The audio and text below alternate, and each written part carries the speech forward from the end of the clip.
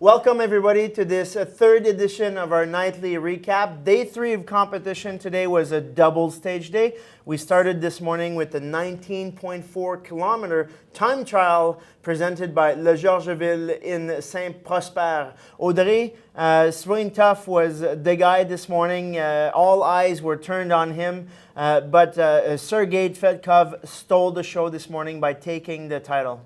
Yes, Sergei Tvedkov just was 15 seconds ahead of Swain Tough on the time trial. He did a solid ride today. He wasn't sure before he started the Tour de Beauce if he was still over the jet lag from Tour of Korea. And now we know he's in good shape. He did also very well yesterday on the Mont Mégantic. So Swain Tough 15 seconds behind. And then Adam Roberge only 16 seconds behind Tvedkov and 1 second behind Swain Tough. So a solid ride as well. It was a surprise for Mr. Roberge, who was not supposed to start the Tour de Beauce. He was a late addition to the Silver Pro Cycling roster. And what a move by the team to bring Adam in, and look, now they've got a guy really high in the GC and hoping to still chase that yellow. Swain Tough came back from the Giro. He got sick after the Giro and didn't do any intensity work until this point today. So using this race as a little tune-up for national championships next week.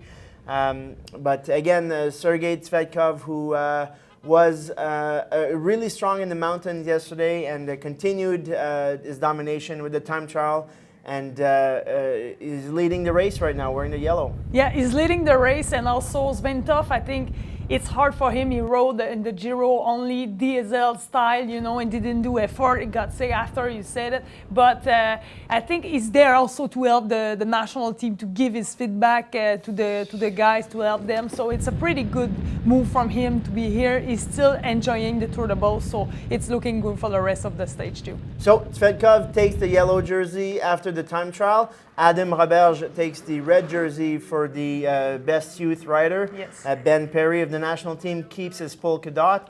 And the white jersey goes to Colin Joyce of Team Rally. That's after the time trial. A few hours later, we move to a 77-kilometer half stage from Le Georgeville all the way to Notre-Dame-des-Pins. You rode that climb to finish the last 2 kilometers. Tell us about the efforts it took to get up to the top. It's a pretty hard effort. It's a climb you see all the way and you think it's not that steep, but once you're in it, you can tell that, oh, the grade is high. There is some percentage, around 15% at some points. I was really curious. I asked the guys, do you guys climb it on the big ring, on the small ring? Because, you know, as a girl, I use the small ring for sure. I was curious, but they told me it's all on the small ring, so it was pretty steep. Sergei Tvedkov starts with the yellow. We expected to be a very fast race, and of course, it lived up to its expectations. The peloton did not want to let any sort of breakaway go. It took 4, 5, 6 attempts before 2 guys that weren't really threat to the GC took off solo, gained a maximum of 2 minutes and 20 seconds.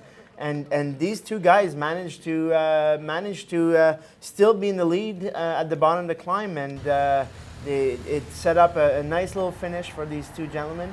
Yes, and I think the peloton were controlling a lot at the beginning because of the sprint, intermediate sprint, where they could take a second there in bonification. And Tvedkov went for it, and also Adam went for it, so they got some bonification there. So they were still playing, you know, try to gain a little bit of a second on their GC position. And as you said, those 2 riders, they had 2 minutes with 20K to go. After with 5K to go, they had only 1 minute 15, and then at 1K to go, 30 seconds.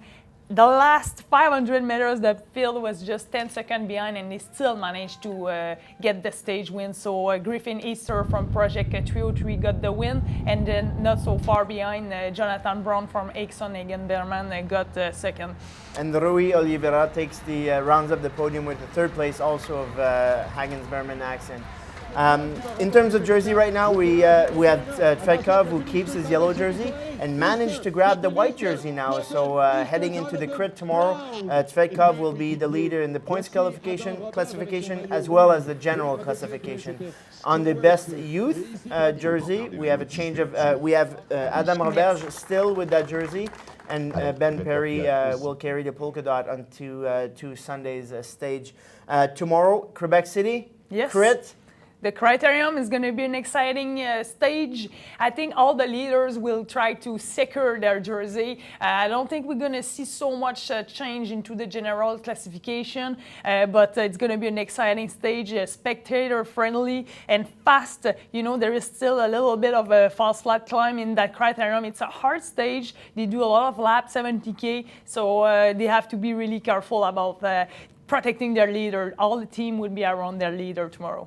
I was just talking to a few teams earlier before coming here, and Project 303, which is a new team to the Tour de Beauce, was talking to his friends at Hagens Berman, and the conversation revolved around how difficult this crit is going to be, and it's not going to be a piece of cake tomorrow.